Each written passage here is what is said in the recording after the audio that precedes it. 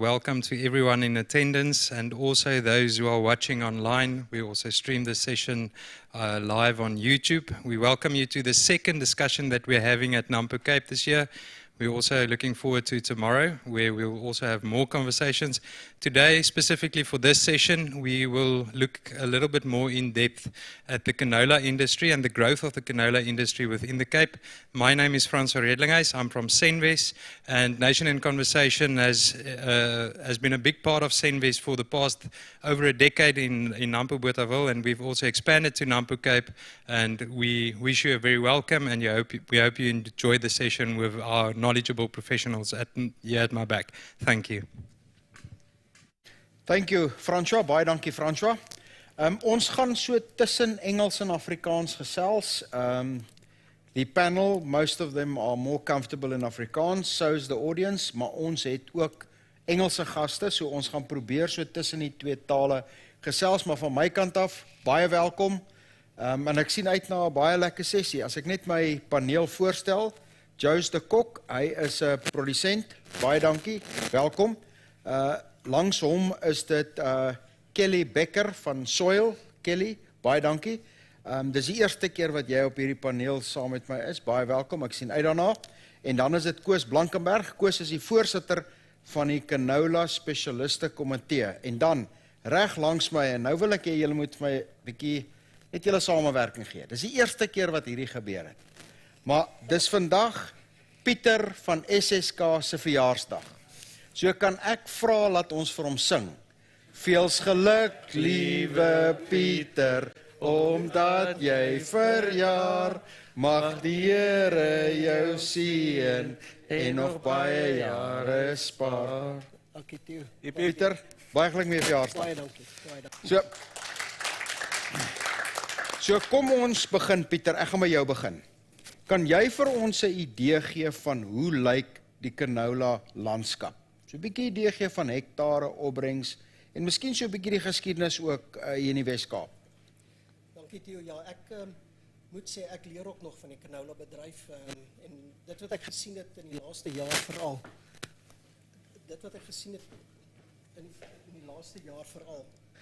Is die canola bedryf gaan jy net bly leer en leer. But to come back to the production and the hectareages that's been planted, and I've pulled the last 10 years. I've pulled some stats to see what happened the last 10 years, and I've actually did it in three different years, and we actually moved from 68,000 hectares from 2012, 13, and 14 up till now, the last 3 years, an average of 119,000. That's a 70% increase in the hectares that we've had over the past 10 years. And so it is a growing industry for us. En as jy gaan vat die potensiaal wat dit nog vir ons gee vir vorentoe. Dis wat ek geleer het is, en die kenners sal beter weet hier langs my, maar dis 'n uitstekende wisselbou gewas. Wat ingekom het en dit het begin in die 90er jare toe koring regtig onder die boere onder stres gesit het, koring alleen. Is al gekyk na wat is 'n uitstekende alternatief, en dit is canola, want dit is 'n wintergewas wat jy hier kan deel maak van jou boerderypraktyke. Dit pas in by die stelsels wat gebruik word. So oor tyd het dit vir ons gewys dat die groot voordele wat dit hou, veral nou met die bewaringsboerdery ook nog wat dit bysit. So daar's 'n groot groei en huidiglik as jy vat teen 'n gemiddeld van 1.8 ton, ons kan hierdie jaar wat 'n goeie jaar is, kan ons tot 2.2 dalk 2.5 ton kry, 'n canola dalk nog kry, en dit kan ons bring enigiets tussen 215,000 ton na 263,000 ton, waar jy tot in 2014 was jy rondom 123,000 ton. So dis 'n fenomenaal sukses storie. Wat my opval is, ek onthou so 20, 30 jaar gelede was my ouers oor see, en hulle teruggekom met hierdie prente van hierdie geel landerye. En skielik is dit wat ons hier sien. Maar Kelly, ek wil met jou net so 'n bietjie gesels. Dis een ding om dit te produseer, maar is 'n ander ding om dit te verkoop. Hoe lyk die mark en die markbewegings rondom die verkoop van canola? Ja. Ek gaan 'n bietjie begin by die wêreldmark. Dat ons net 'n bietjie konteks gee eers. Die wêreldproduksie van vette en olies Die wêreldproduksie van vette en olies is 250 miljoen ton per jaar. Suid-Afrika is obviously nou 'n baie klein gedeelte daarvan. Canola is die tweede grootste saadolie in die wêreld en dis so 12% van die totale 250 miljoen ton se produksie wat dit opmaak. En net wat die vraag en aanbod en die pryse betref, die begin van die oorlog in Oekraïne speel 'n pivotal rol hierso. Pryse was al hoog as gevolg van 'n tekort aan aanbod in aanloop tot die oorlog, en toe die oorlog kom, toe is dit maar grotendeels vrees en die voorsiening uit Oekraïne uit wat toen tydelik gestaak is, wat gemaak het dat pryse net buitensporige hoogtepunte bereik het, en dit het die vraag redelik gedemp. En wat intussen gebeur het is, die Oekraïne het toe eintlik hulle produksie het glad nie so erg afgeneem, inteendeel, hulle produseer teen normale vlakke, Rusland produseer teen baie hoë vlakke, produk kom uit, wêreldproduksie is eintlik op baie goeie vlakke en die vraag is besig om stadig te herstel. Biodiesel vorm 'n baie belangrike deel van die vraag. Suid-Afrika bly 'n netto-invoerder Van canola. Nie van canola nie, Okay. van sagte olies. Ja. So ons produseer, ons totale verbruik van vette en olies is so 1.4 miljoen ton. Daarvan is so 900.000 ton is sagte olies. En dis die kompleks waarin canola olie speel. So ons kompeteer teen sonnebloemolie, sojaolie, katoenolie, grondboonolie en canolaolie. Dis die olies wat daai kompleks opmaak, bietjie olyfolie ook. En daarvan het die invoere drasties afgeneem oor die laaste paar jaar, soos die sojabedryf gegroei het en soos die canolabedryf gegroei het. Maar daar word nog steeds omtrent 15 tot 20% ingevoer. Maar ons sien dat dit jaar op jaar afneem. Die proteïene aan die ander kant is ons besig om selfvoorsienend te raak. Grootliks ook as gevolg van die groei in die sojaboonbedryf. So dit raak 'n bietjie van 'n challenge. Ons kan sien dat selfs nog 'n jaar terug het proteïenpryse teen invoerpariteit verhandel, maar nou begin ons sien dat ons groot diskontos in die mark sien. Tot voordeel natuurlik van die suiwelboere, soos die een hier langs my. Ja, die suiwelboere wat die afnemer is van die goed. Yes. Hoe voel jy net oor die Oekraïne-oorlog se impak? Ek vat so 'n bietjie van 'n 3 jaar siening. Wat word ingeprys in die mark? Ja, so ek dink dis reeds histories. Die vloei is, wat ons nou sien is groot diskontos as gevolg van vloei uit Oekraïne uit, en hulle moet eintlik kanale rondom die normale mark vind, wat hulle wel doen. Die mense is kreatief. En dan verkoop hulle die produk teen redelike diskontos in die mark, en ons kompeteer met daai diskontos. Ek dink 'n ander gedeelte wat 'n groot invloed het op die mark wêreldwyd is die biofuels industrie. Dit bevat neem al 20% van die aanbod op. Dit word sterk gedryf eerstens deur Europa, maar in die laaste tyd veral in Amerika ook. En ons kan sien dat dit die hele vraagkant begin skuif. Wat ook positief is die wêreldmark groei. Dis een van die min landbouprodukte waar die wêreldmark aggressief groei, en gemiddeld 4 miljoen ton per jaar groei in vette en olies. So dis 'n goeie omgewing om aan te opereer. Die wêreldmark hou aan groei. Kom ons gesels bietjie, Jous, wat is die rede hoekom jy canola aanplant? Canola produk is 'n breëblaar gewas, so in ons wisselboustelsel pas dit ongelooflik baie lekker in, en dit gee vir ons die ruimte om ons chemie af te wissel, en want ons sit met koring en gas wat grasprodukte is of in die grasfamilie is, en dit gee ons daai geleentheid om ons chemie dan af te wissel met 'n canola gewas wat ons tussenin kan sit.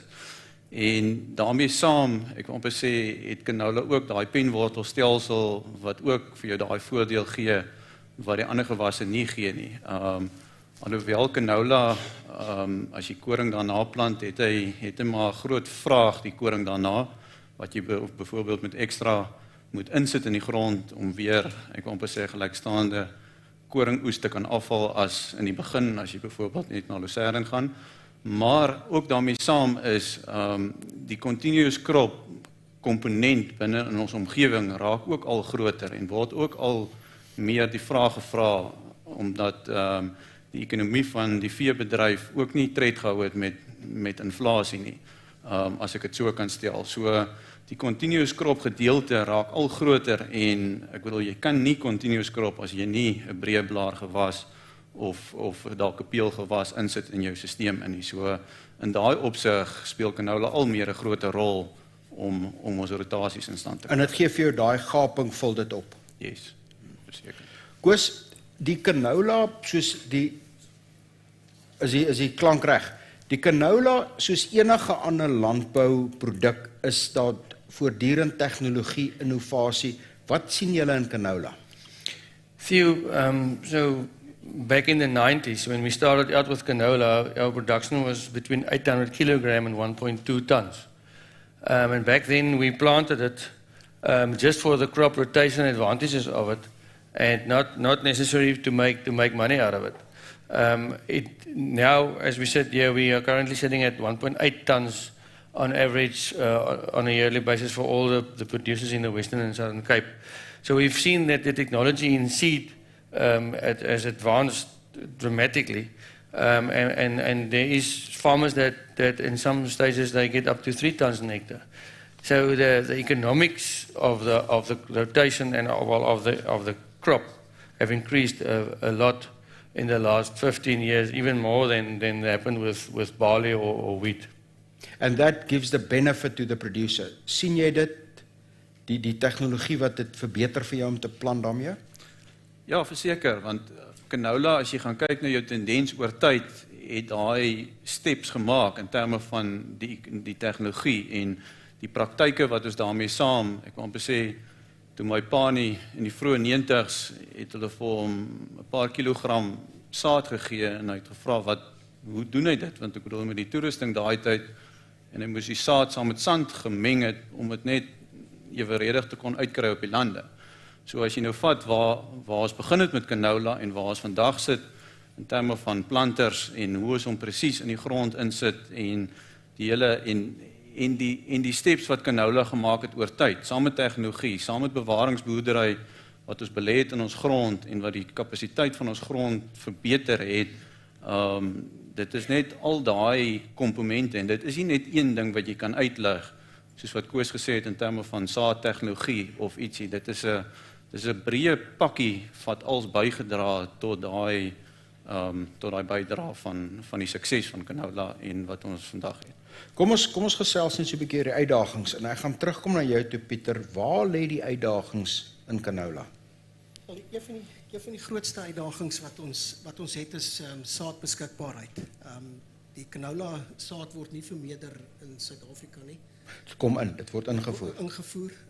Kanada, Australië en selfs het ons nou gekry uit Chile uit ook.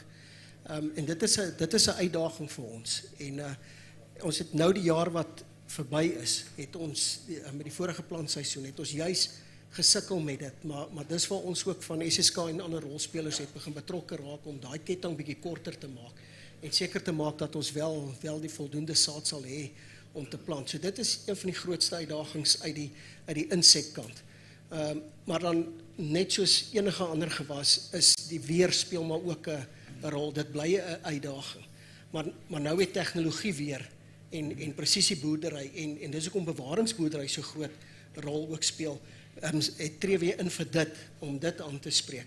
Maar jou grootste probleem is maar die saad en dat jy kan saad wat geproduseer word of wat vermeerder word wat jou opbrengspotensiaal kan vermeerder, want anders sit jy op 'n stadium wel met voldoende saad, maar as dit nie die regte cultivars is nie, het jy ook nie die regte opbrengs nie en die regte kwaliteit wat na kelly toe moet gaan by soil nie.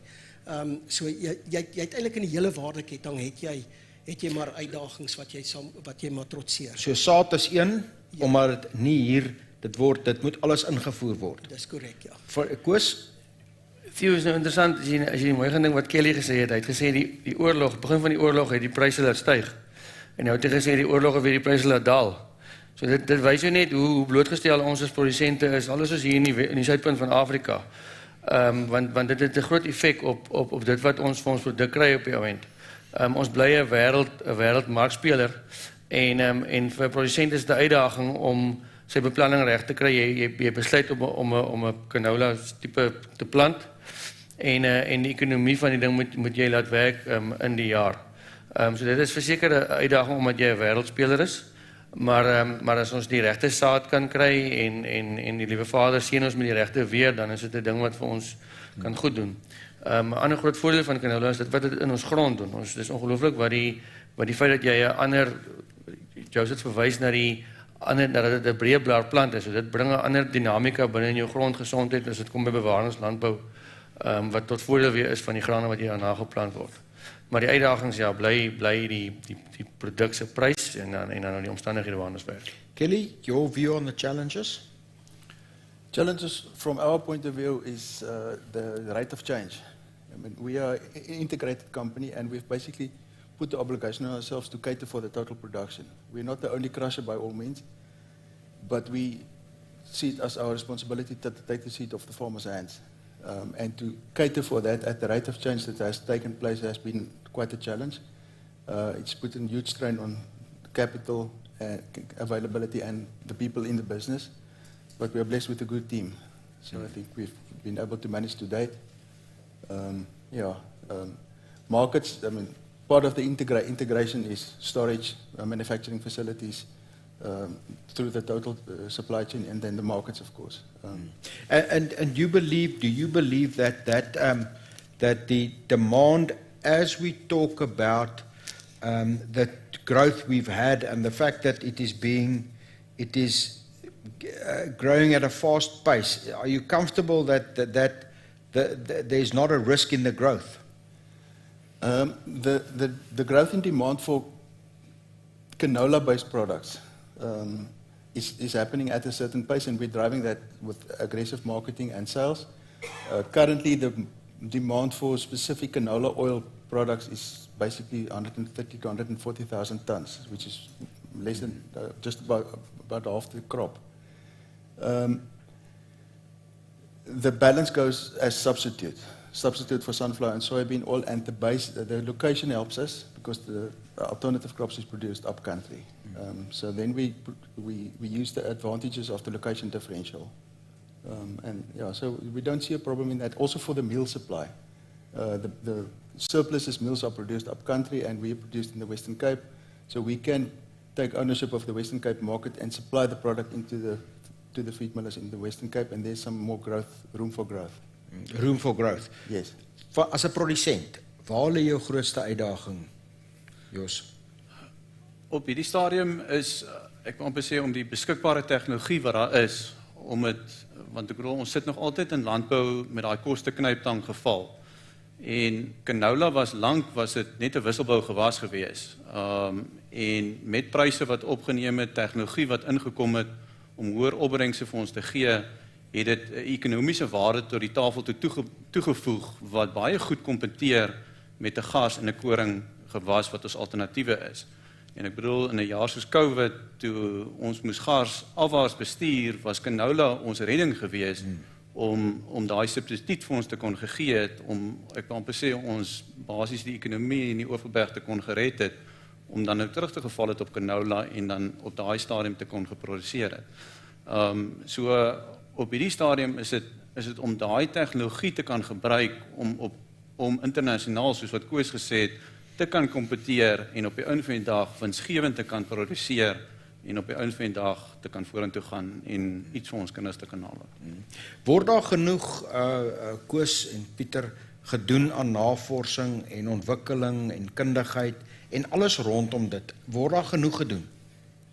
Theo, ek dink die laaste 2-3 jaar het dit begin beter word en soos met enige gewas wat begin in die onsekerheid saam met dit, het dit nie gebeur nie, maar veral in die saadkant, daar's van 2010 af, is daar enigiets tussen 10 en 16 cultivars wat beskikbaar is om te plant.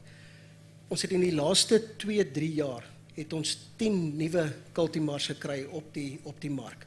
Dit is die tempo wat daar nuwe cultivars op die mark kom vir ons en wat dat beter tegnologie bring, jou opbrengs verhoog.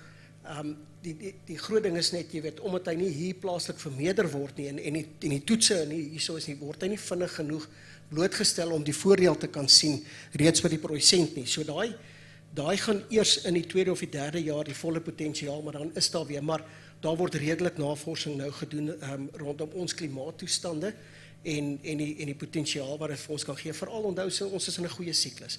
Veral in 'n droogte siklus wil jy tog 'n plant hê wat vir jou nog steeds 'n redelike opbrengs kan gee.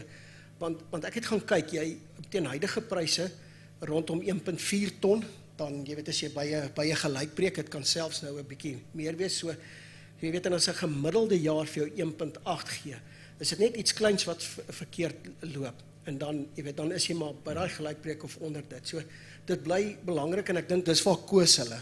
Jy weet baie voordeel bring vir die bedryf met navorsing en om die bedryf te simuleer verder. Koos, bietjie oor navorsing. Ja, Theo, so ons het daar's 2 organisasies wat ek moet noem. Die een is die Proteïen Navorsingstrust van Suid-Afrika wat geld inpomp in navorsing, spesifiek in die canola bedryf ook. En daar word verskeie aspekte so siektenavorsing, siektes wat ons mag kry en ook hoe om daar sal verskeie navorsing gedoen oor die bemesting. Wat is die ideale bemesting in die sekere weeromstandighede? So ons het goeie navorsing wat hier plaasvind. Dan ja, by die departement van landbou in die Weskaap is ook baie, want soos Pieter nou genoem het, die nuwe kultivars wat uitkom, het tegnologie in wat hom beter maak. En die departement van landbou het 'n program, ek dink die PNS help ook die betaling af van waar hulle elke jaar vir ons die heel nuutste kultivars wat nog nie beskikbaar is, kom plant hulle in verskillende lokaliteite deur die Suid-Kaap en die Swartland. En dan kan ons aan die einde van die jaar die resultate bestudeer en dit help vir ons as produsente om te besluit watter kultivars is die regtes wat ons wil gaan werk in ons areas. So die navorsing wat hier gebeur is ons baie dankbaar voor en dit gebeur wel. Kelly, as jy praat van canola in enige landbousektor is dit altyd 'n baie interessante gesprek om te praat oor die waardeketting rondom dit en die waarde toevoeging rondom dit. Wat sien julle in canola? Ja, so, kyk, dit was 'n paar jaar terug 'n nuwe gewas en 'n nuwe produk vir Suid-Afrika. So ons het baie werk gedoen om nou 'n mark te skep vir die produk. Dit is gelukkig 'n produk wat homself baie uitstekend toeleen met sy unieke eienskappe. So as ons van die olie praat, hy het hom, jy weet, dis die olie met laagste versadigde vette en nou kry ons van die multinationals, die internasionale maatskappye wat fokus daarop om versadigde vette te verlaag in hulle produkmengsels. So dis waar ons fokus om die produk geplaas te kry. Dan is daar van die margarienmaatskappye wat fokus op omega-3, omega-6 verhoudings. Canola het spesifiek die regte verhouding vir menslike gesondheid. So daar is outomaties 'n goeie mark daarvoor. En dan is dit ook 'n mono-onversadigde olie, soortgelyk aan olyfolie. So dit maak dit net 'n goeie olie en dis maklik om die olie geplaas te kry en die substitute vervang te kry in daai opsig. Ja, Theo, as ek miskien kan bylaas hier so om dit prakties te maak. So as jy 200 000 ton canola verwerk in die Weskaap, dan kry jy omtrent 120 000 ton oliekoek. Daai oliekoek word in die Kaap verbruik deur die veebedryf. Nou toe die canola bedryf nie daar was nie, was daai oliekoek als ingery per boot of bo Transvaal uit. So jy kan daai som gaan maak van wat dit beteken vir die ekonomie van die Weskaap. Dis nou iets wat hier geproduseer word en hy word hier gebruik. Hier gebruik word, ja. Ja. En die olie kom bo op dit. Ja. En die olie kom bo op dit. Ja. Word daai boodskap aan die verbruiker deurgegee, dink jy? Miskien nie voldoende nie. Ek dink 'n platform soos hierdie is fantasties om die boodskap 'n bietjie uit te kry, maar ek dink vir die betalingsbalans doen dit geweldig baie en wat ook positief is, weet ons is maar afhanklik van internasionale pryse vir die bepaling van pryse op die winkelrakke. Maar canola olie is definitief 'n gesonder keuse en dit raak nou bekostigbaar beskikbaar vir die algemene gebruiker. Dit word nou ondersteun deur die kankervereniging en hulle doelwit was nog altyd om dit beskikbaar te kry vir die onderste, jy weet die lae LSM verbruiker en dit is besig om te gebeur. So daar's 'n groot positiewe impak wat dit betref. As jy kyk na die waardeketting, dit raak jou ekonomie. En die waarde wat canola ook gebring, wat jy vat, ons het vroeër daarvan gepraat, is daar's 'n paar jaar terug so 800 000 ton se koring geproduseer. Nou word daar al 1 miljoen ton geproduseer, ek rond sommer af en dan het jy nou die 200 000 ton se canola en dan nog gas wat saam met dit gaan in haver. So dit het gehelp om hierdie bedryf net nog verder, die hele graan en oliesade bedryf in die Weskaap net te stimuleer. En canola het ook gehelp in 'n baie moeilike tyd vir die suiwelboere ook.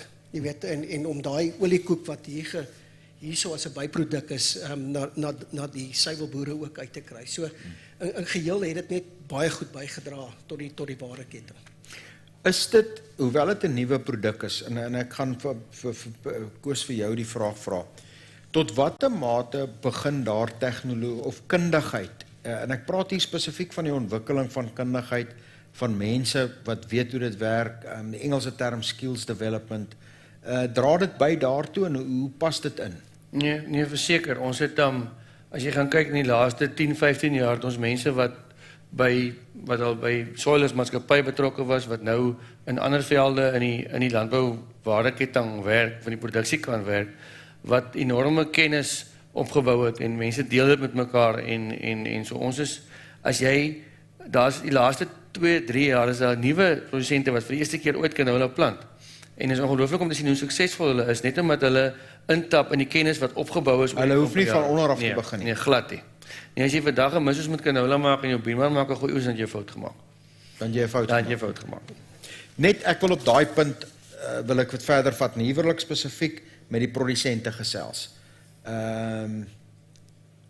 Van jou kant af, Jos, wat sou jy vir iemand wat dit oorweeg om canola by sy boerdery te voeg, wat sal jou advies wees, waarna moet hy kyk, hoe moet hy of sy dit benader? Canola bly maar altyd 'n uitdagende gewas en hy hou jou baie nederig. Canola het al sy byname gehad hier in die omgewing, wat ek nie nou sal noem nie.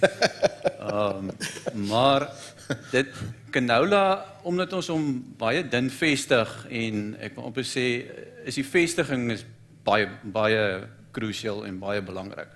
So met die vestiging is daar 'n paar goeders wat dit gaan oor die regte saad wat jy moet plant en die uitkoms wat jy wil hê, want jy kry verskillende klasse in terme van wat jy kan spuit daarop. So jy moet die uitkoms hê wat jy wil hê. Op die einde van die dag is dit vir grasbeheer, is dit vir opbrengs of waarvoor is jou hoofdoelwit. En dan is dit om daai saailing, ek wil amper sê, te beskerm en seker te maak dat jy die insekte en die isopodes wat hom kleintyd baie aanval, om dit met die regte middels te beskerm en op die einde van die dag om daai gewas dan nou basies op sy regte tyd sy kunsmis te gee wat hy moet hê, want ons het 'n sekere pyl in sekere omgewings wat ons hulle volgens bemes en op die einde van die dag dan iets wat ingekom het is sclerotinia wat 'n baie groot uitdaging is in terme van die siekte om sekere gewasse dan nou te kies wat meer weerstandbiedend is teen dit en ook dan nou jou spuitprogram daarvolgens aan te pas om op die regte stadium in terme van blomstadium daai bespuiting te maak om effektief te wees. En dan is dit op die einde iets wat nooit die was nie, is die ruiterugmot wat ingekom het, wat ook 'n larwe is wat ons hier op die einde as hy sy blomme afgegooi het, wat dan nou die bladgroen, ek wil amper sê eet en wat dan nou vir jou uitdagings kan gee. En dan het ons ook al baie slimmer geraak rondom die platsny en die oesproses. Ek bedoel, as jy 15 jaar terug gepraat het van 'n spesifieke ry-rigting om teen die winde te beskerm, was dit nie op die tafel gewees nie. Maar ek bedoel, die selfloper snyers wat ingekom het ons dit die moontlikheid gemaak dat ons in 'n sekere windrigting kan sny.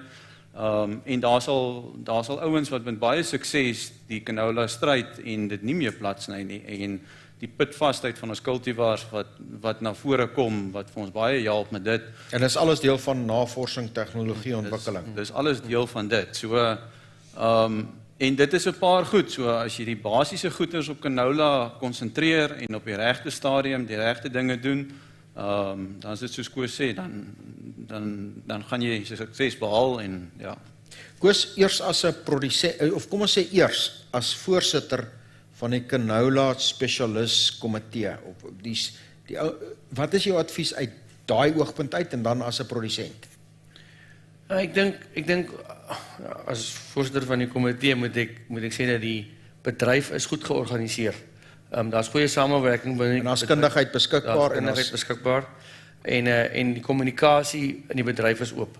Ons het goeie vennote in ons bedryf. Ons praat van SSK, ons praat van Soil, ons praat van ons kunsmismaatskappye, ons praat van die PNS, die navorsers by die universiteit. So die kundigheid is daar En is 'n bedryf wat omdat ons georganiseerd is maklik om daar En dit word toe te gedeel. tree. Dit word gedeel. Dan as 'n produsent, alles wat Joseph sê is ek stem 100% met hom saam.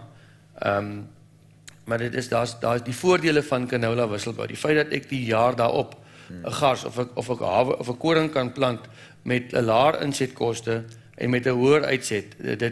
Dis een van die groot voordele wat canola vir jou as graanprodusent bring, wat verseker vir jou geld in jou sak kan beteken. Wat is die oranje ligte? Waar moet jy uitkyk? Ek dink die een is om teruggehoude saad. Nou daar is voordele ook in dit, maar onthou teruggehoude saad kan siektes ook verhoog. Dit is iets wat ons baie mooi na moet kyk, maar dit kom weer terug na die saadbeskikbaarheid en die prys, en dis hoekom ons van die SSK se kant af ook in daai ketting betrokke geraak het om korter te maak en prysmededingend te wees aan die insette kant. En dan natuurlik ook die stoor van canola as hy gestroop is en as hy lê en gelewer word. Nou van ons kant af probeer ons om dit so nat as moontlik te ontvang en te kan hanteer om dit later te lewer aan 'n soil. Maar daar is 'n gevaar ook aan dit as jy dit nie reg hanteer en stoor ook nie. Dis iets wat moet gekyk word, veral as jy dit privaat doen en nie kommersieel nie. Kelly, orange lights from your side? I think our biggest challenges has been skills. Skills. Yeah. Or at what level? Engineering, technical skills, good technical skills, and the concentration of the industry. I mean, it's difficult to obtain local experience from the industry. How do you foresee that should be addressed or can be addressed? Yes, I think we've reached the level where we can train people and get from bigger international companies, but where we started, we were just too small to be on the radar and to get that skills in from the bigger companies, and that was a real challenge. But recently it's become better. And better redundancy in the personnel as well.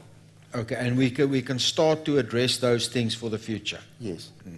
Before I'm going to go to the last set of questions, and the last set of questions is around the medium term, the next 3 years, 5 years, 10 years. Where do you see the canola industry? What will be the impact? Where are the opportunities? Where are the risks? So a bit of looking forward, because like any other enterprise, and Warren Buffett said it very nicely, you don't buy a farm because it's going to rain next week. That if you do these things, you need to get yourself structured, knowledge, educated to tackle a industry like this. So my round of questions will be about looking a bit forward, 5 years, 10 years out, opportunities, risks, careful, why, is the markets there from your point of view, those kind of things. But let me first ask, is there any questions from the audience? Anybody, any specific question? No questions. Nobody want to know how old the birthday boy is today? Well,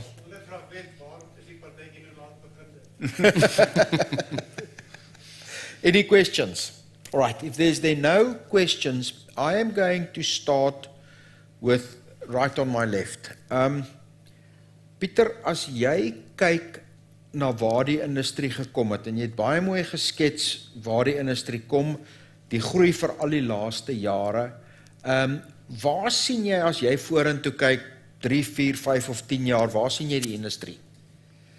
So, as I said, it's around 128 to 130,000 hectares currently. And we foresee that hectares will grow up to 145,000, because remember, you've just got, in the region of the Southern and the Western Cape, you also just have that hectares available. And canola makes up 21% of your crops. Total 100% is around 21%. It can go a bit up, but then it will have an effect on your rotational crop.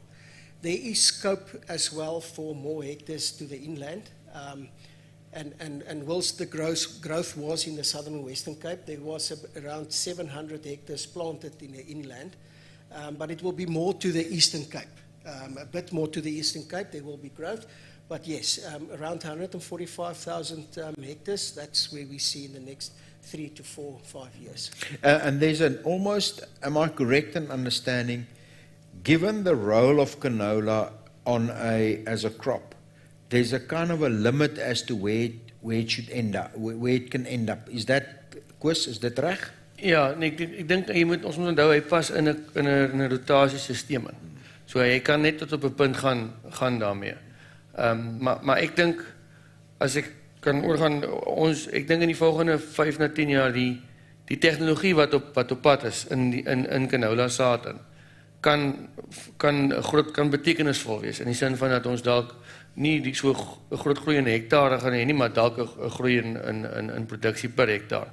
Afhangende natuurlik van die weer. Ons is 'n groepering wat nou vir Vrydag Australië toe vertrek, juis om te gaan nader kennis maak met wat is op pad vir die volgende 5 jaar na Suid-Afrika toe. En ek dink dit gaan vir ons bemagtig om beter besluite te neem rondom waartoe ons die canola-bedryf sien. Ek wil met jou 'n vraag daar vra. Die opbrengste wat ons kry in die Wes-Kaap, en ek neem aan dis eintlik maar primêr in die Wes-Kaap.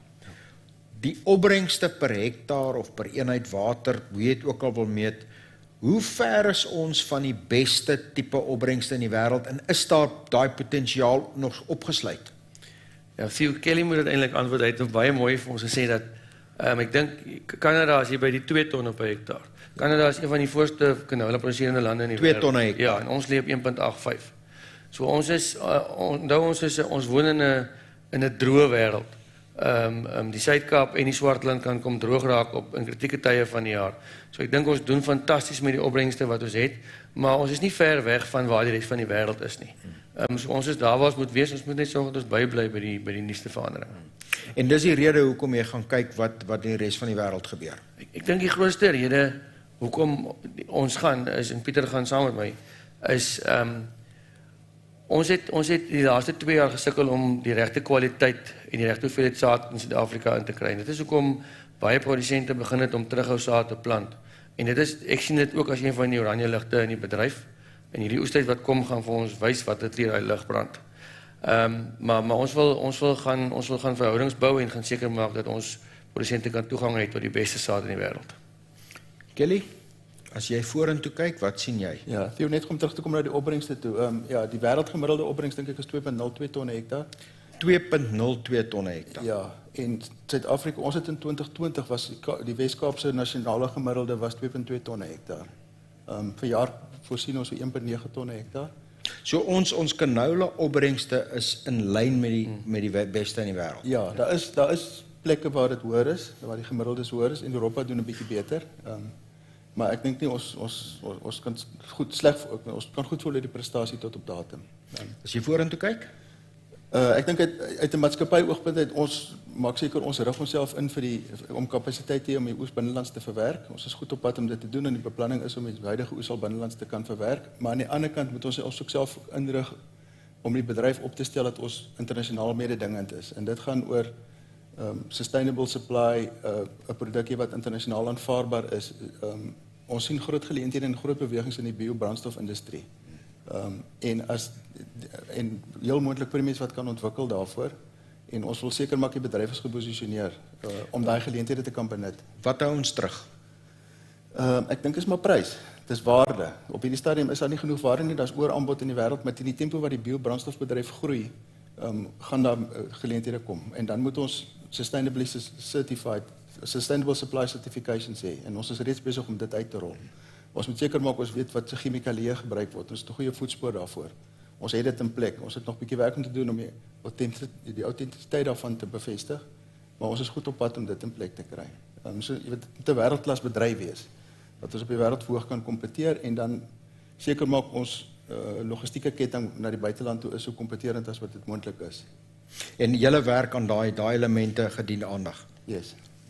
As jy vorentoe kyk en jy kyk, kom ons sê Jos, as jy kyk die 3, 4, 5 jaar vorentoe, hoe voel jy oor die canola spesifiek?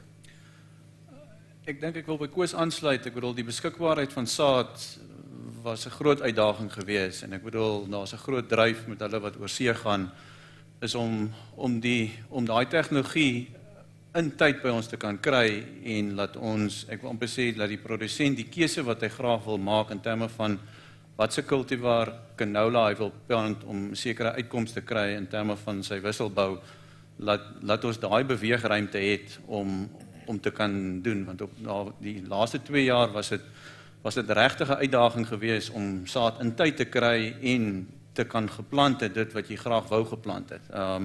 So dit is die een deel, en dan ek wil amper sê die beweging van tegnologie is so vinnig in terme van die toerusting en die implemente, dat ons is baie goeie gades van data, maar om daai data dan te implementeer en dan ek wil amper sê, Die voordeel te kry daai. daai verskil te kan kry in terme van die voordeel daarvan, ek dink dit is dalk die volgende 5 jaar waar ons sleutel lê om nog waarde te kan uitsluit en ek wil amper sê bo die koste kruiptang te kan wees om kompeterend te kan wees met 'n internasionale mark wat op ons voorstoep is.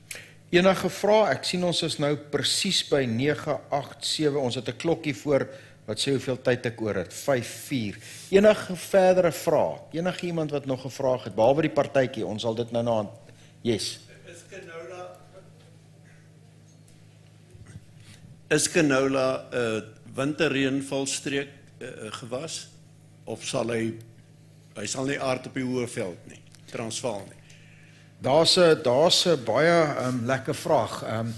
Koos, is dit beperk tot die Agter sit 'n baie slim man dat hulle baie spulpunte en hulle omgestap het bo in die hoofveld. Ek moet eintlik nog die vraag antwoord, maar nee, ek sal dat Koos antwoord, dan stuur ons net die mikrofoon agtertoe so ver. Vra maar af meneer Tron, hy het baie ervaring. Maar kom ons begin. Ja, ek nee, hy's geteel as 'n wintergraan gewas.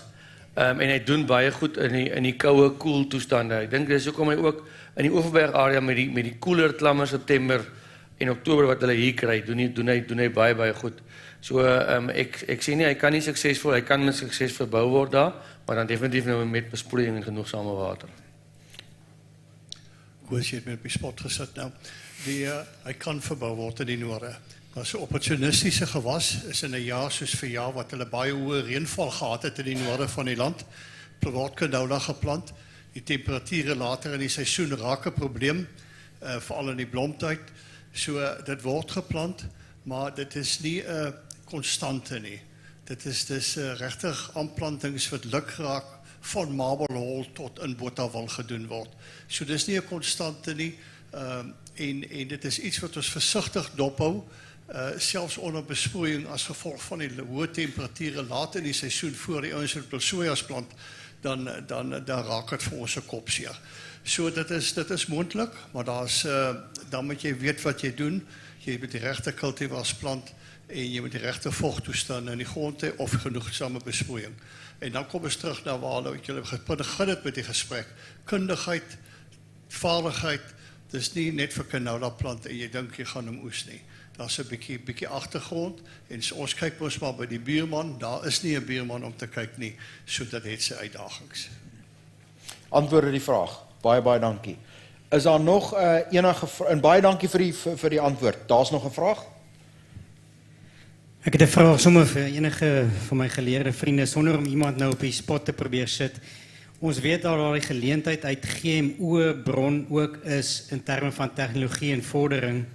Is daar enige iemand van julle wat 'n opinie daaroor wil deel oor waar ons dit vandag sou beskou as sê net maar in die volgende 5 jaar as 'n geleentheid deel van die bedryf uitbou? Wie Kelly?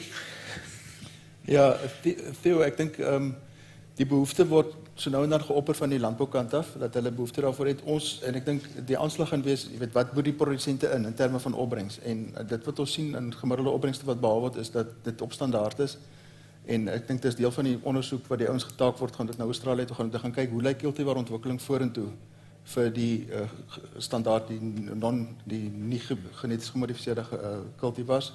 Ons inligting is, daar vind nog steeds goeie ontwikkeling plaas, daar is 'n hele aantal lande wat wegbeweeg van GMO's af, so daar's definitief aparte kanale, en ons gaan ons lewe ongelooflik kompliseer, en ons gaan onsself in 'n mate isoleer, as ons daai rigting sou gaan.